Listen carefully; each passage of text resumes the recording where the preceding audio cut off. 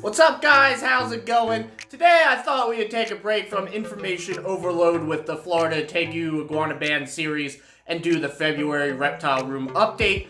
So that's what we're going to do today. If this is your first Reptile Room update on the channel, I just go around to all my reptiles and give a brief update on all of them and everything like that. So we're going to go ahead and do that. Before we do, though, make sure you check that lower right-hand corner, hit the subscribe button, hit the bell as well, leave a like and a comment. I would very much appreciate it. All right, let's get to it.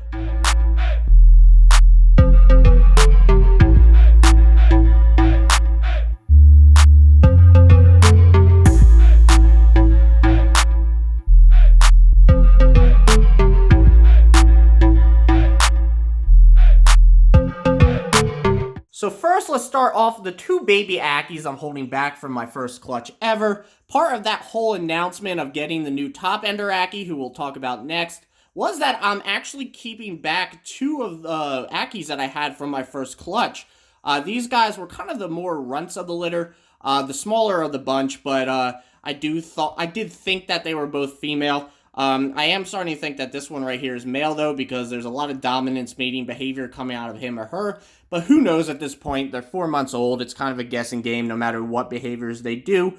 So I can't really tell just yet. I'll probably take 2 or 4 more months before I can be somewhat confident. But yeah, I'm holding these guys back. They've been putting on a lot of weight, which is good. Very enthusiastic eaters. They are kind of getting at each other, though, like I mentioned, some dominance behavior and such. So I do have to keep an eye on that. But overall, their health is doing amazing.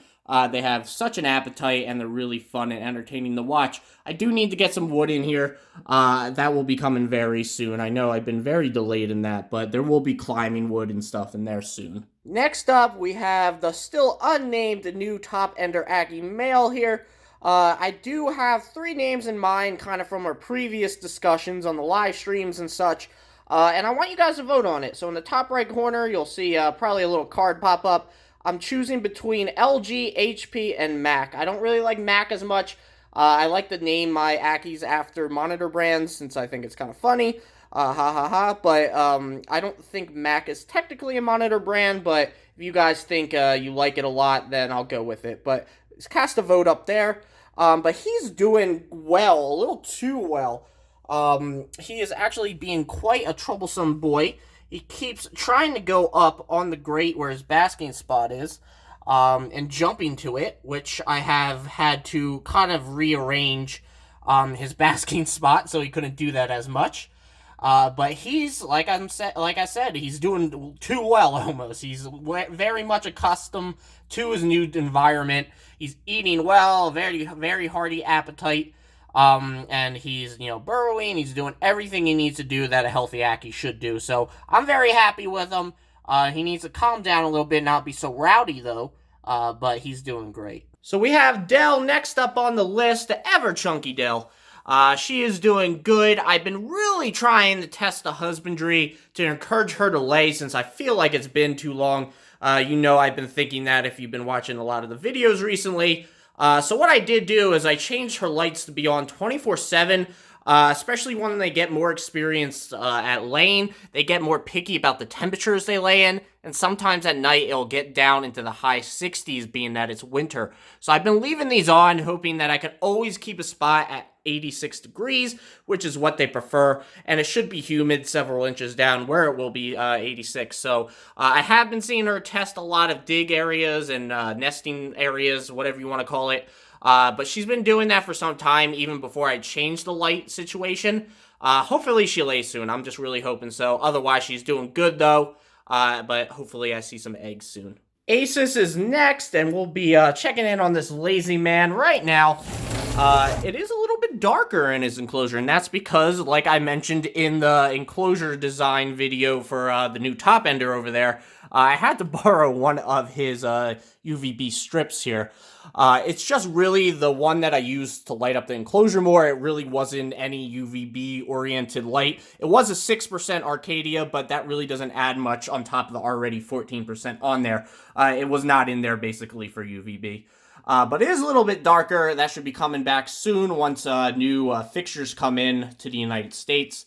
He's going through a little bit of a shed. You can see he's a little dark, and there's a little bit of a break in the shed right there. So he's working on his shed. I'm seeing if maybe I can make him lose a little bit of weight. He's doing good overall, though. I just did reduce the amount of roaches and crickets and such I feed him.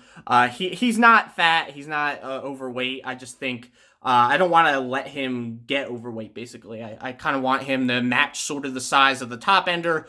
Maybe not that skinny, but somewhere close to that. So he's been doing good otherwise. Typical Asus stuff. Let's say hi to Frapp next. He was just out basking. And of course, as soon as I go to record him, he wants to go back in his hide. Hopefully he'll come out a little bit more. He's definitely looking for food. He's been such an avid eater of greens, fruits, and veggies lately, so I've been very proud of him.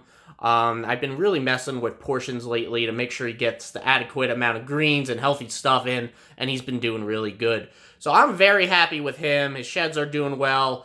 No tail shed problems anymore. His basking spot's getting a little bit low.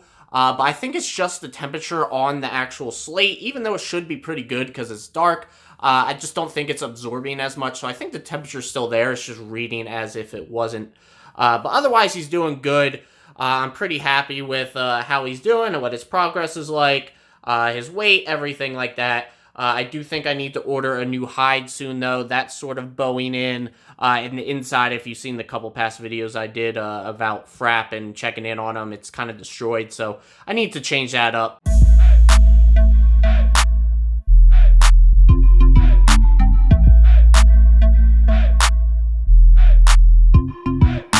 What's up, Max? How's it going? Max has been doing probably the best she's done in a while, as you guys probably know, and I feel like I keep referring back to other videos, but I've always had problems with Max. Just finicky things, nothing major, but always just minor stuff that's always coming up. Lately, her diet has been amazing. I've been really testing the amount of roaches and crickets and such I should feed her. That would be good for her, and that she would also pick on her salad. This is not very representative of how she's been lately, but she's been such a salad eater lately. I'm so happy. She's very active. Her weight looks amazing. She's shedding great. I've just been making very minor tweaks of husbandry, kind of upping this around 20 here for the basking spot. And it's just been turning out really good. She'll be having a brand new enclosure soon with actual natural substrate and not just tile anymore. So that'll be amazing. I can't wait for that. But she's doing great. I'm really happy with how she's doing. Hopefully you guys can hear me fine. Tortellini's being a little difficult, a little sassy because I gave him a nice, good shell bath today. Really cleaned it up. I have a video on that as well. I'll put it in the top right. But I gave him a nice cleaning today. But whenever I give it to him, he gets a little sassy, does those tortoise huffs, and he goes right back into the dirt and burrows to get it all dirty all over again. But yeah, he's doing pretty good. He's been a little weird lately about accepting different diets and such. I think I've been feeding him a little too much endives and tortoise diet, which are his favorites. So he's being a little bit picky again. I'm just going to reduce those and he'll come around eventually. That's typically what you should do if a tortoise doesn't want to accept something. Just take it away from them for a little bit and they'll give in. Otherwise, I've been doing a lot of enrichment with the substrate, stacking it up vertically. I've been stacking the substrate in here up to the lid, and he's been arranging it around. So I've been doing that a lot. He's seemed to enjoy it, but he's doing good overall. Last but certainly not least, we have Destin, my Cresty. He's doing typical Cresty stuff, doing great. Nothing really new with him, good sheds lately, and he's been very much into his crickets, although I can never catch him doing it. He always pauses whenever I come in the room, and I just want to catch him eating a cricket once, and I never can. But he's doing great. I really do need to get on his new enclosure. There's no excuse at this point. I mean, he's in a fine enclosure right now. He's getting all his needs met and everything, so that's not really an issue. But I do have another enclosure sitting, waiting for him since pretty much September. I need to get on that, guys. But he's healthy, he's happy. I just really need to get on his new enclosure.